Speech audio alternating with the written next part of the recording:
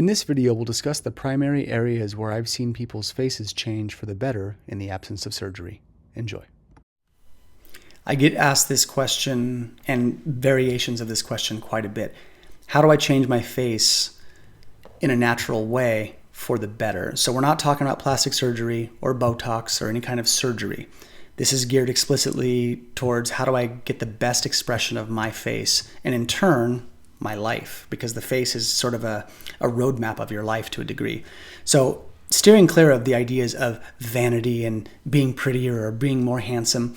Yeah, those things can be like a byproduct of this, but what it really comes down to is living a quality life. And that's how the face improves. But I'm going to give you three primary areas that I have seen over the years. So this is sort of a distillation of the theory I've learned, what I've learned from my teachers, and what I've seen in real time in my life, where I've seen bone structure change, where I've seen the quality of the skin change, and where I've seen the countenance or the spirit of a person, the light that emanates from the face, how I've seen that change.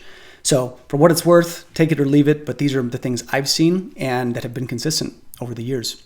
The first one is the Jing layer, the bone structure. Where I have seen people's bone structure change the most, and it's not the only area, but the most consistent, is through vigorous and robust challenging of the physical body. Where I saw this the most, and where it was the most evident, was in martial arts training. People that I knew, I trained martial arts for many, many years, still do, but the people that I saw that trained really robust, kind of aggressive martial arts, specifically the systems that held horse stance, deep, low, squatting stance, body weight stance, and they'd hold it for like 30 or 40 minutes. There was a system I studied for a very short window of time called Kaji Kempo. It was the most yang, aggressive style of martial art I've ever come into contact with. Full contact for the men at the belly in a horse stance where you're just hitting a guy as hard as you can and learning how to take a blow. Very aggressive. But something happened. There was a mechanism in there.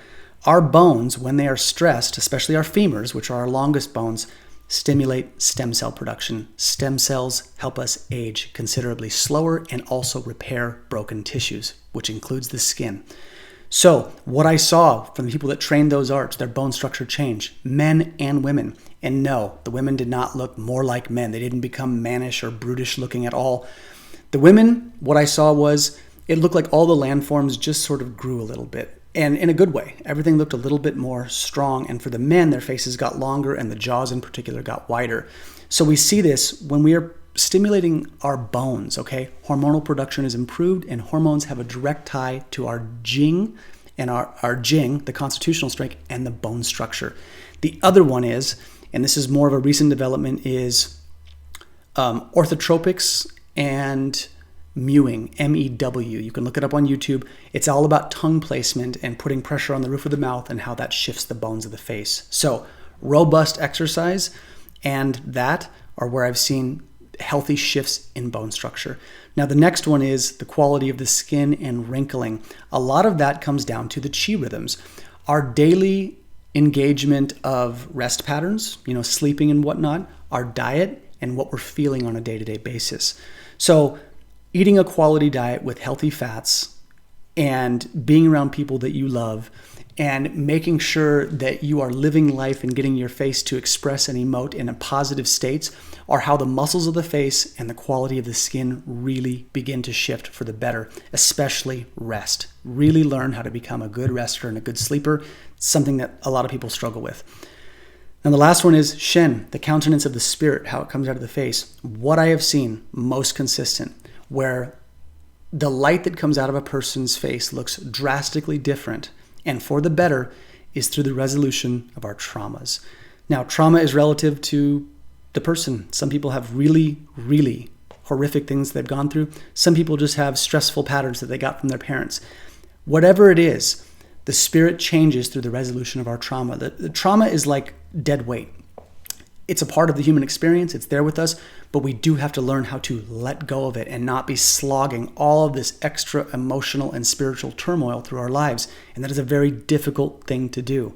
But forgiveness, meditation, resolving, not taking things personally, but letting go of our trauma, fully feeling the pain and letting those things go is where we see the shift in the face. I've also seen this in psychedelic circles. So I sat in an ayahuasca ceremony back in 2018, And there were a number of people in that journey who had some very, very real trauma release during those nights. And the face they had on Thursday and the face they had on Saturday when they left were completely different. And I remember 2 or 3 specifically that people in the group were talking about. They're like, your face just looks so much lighter. It looks like you've aged backwards 5 or 10 years. And that's all that shifting of the spirit and the letting go and the resolution of trauma. So these are the areas to focus on. And what this is really code for is live a healthy life and let go of your pain as much as you can. If you do those things, your face, your life, and your life force are going to thank you. All right, y'all. Take care.